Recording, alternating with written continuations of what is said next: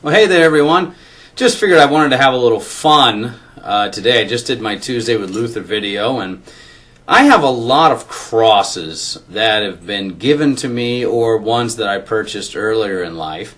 And I figured, today I would just kind of tell everybody, show each of the crosses I have, and how I came about getting them. You may be interested, you may not, but I'm Pastor Bling, or with all these crosses I look more like Mr. T. M. Div.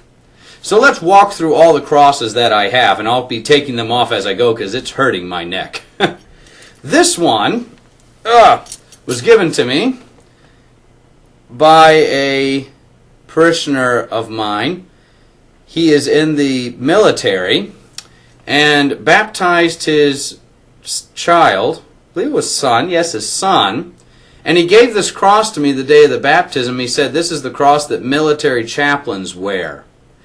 So it was really special to me. I actually keep this in the car with me when I drive usually, thinking of all the trials and tribulations that come upon military chaplains and all the troubles they have. I figure when I'm driving, I'm in enough trouble there as I'm going to visit parishioners, visit shut-ins, and do the work of the ministry.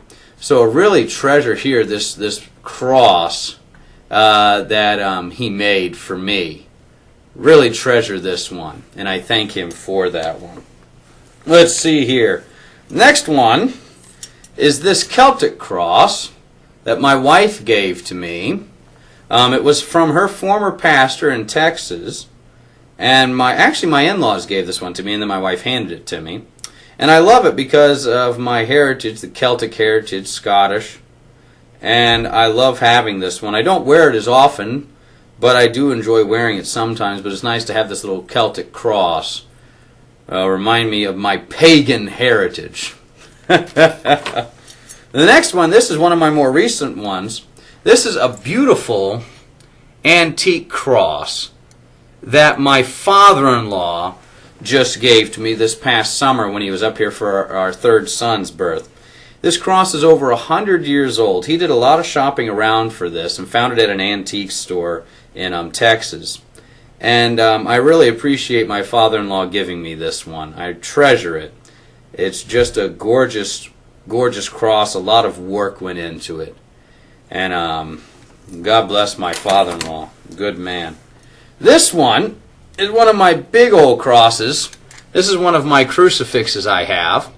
Now this was given to me at my ordination by my in-laws and my wife. And on it you have at the top the Father and the Spirit. You see here, Father and the Spirit. And of course you have the Son. And on this side you have the Annunciation, Gabriel to Mary. On this side of the cross you have the manger scene. Then you have Mary and John at the bottom of the cross with palm branches in the background. And then on the bottom, that's the St. Peter's, the Vatican. So I kind of think of it as, the old Adam's being crushed by Christ. So Jesus is crushing the Vatican in this one, which is a good thing. So let's see. The next two I have this one that was given to me by one of my very dear lambs. She gave this cross to me Holy Week, and I wore it during Holy Week. Really appreciate this from her. She's a true gem here at the church. Problem was, when I went down to lay on the ground in cruciform, this thing bent like that and went right into my chest. So don't wear nail crosses on Good Friday or when you genuflect too much. It just hurts. So let's see. My next one was given to me by the same parishioner, and this is a hand cross. You can hold it in your hand when you pray, but she figured I like big things around my neck, so she made it into a necklace for me. She gave me that one and this nail one right here. This one was recently given to me by one of my parishioners. Oh, goodness, wants to get away. One of my parishioners. It's a beautiful crucifix. Nice wood and everything. You have the skull at the bottom symbolizing Christ overcoming sin and delivering us from the persecutions of the old Adam and the devil and death. Just a lovely crucifix, and I love this one so much. I've been wearing it a lot lately. And then I have this one. This cross I've had the longest out of all of them. And this was a crucifix. I mean, a lot of guys have this one. It's a Tertium Millennium crucifix. At the top you have the Father and the Spirit and the Son. One side you have Gabriel and then Mary. And on the bottom you have the sacraments for the Lord's Supper.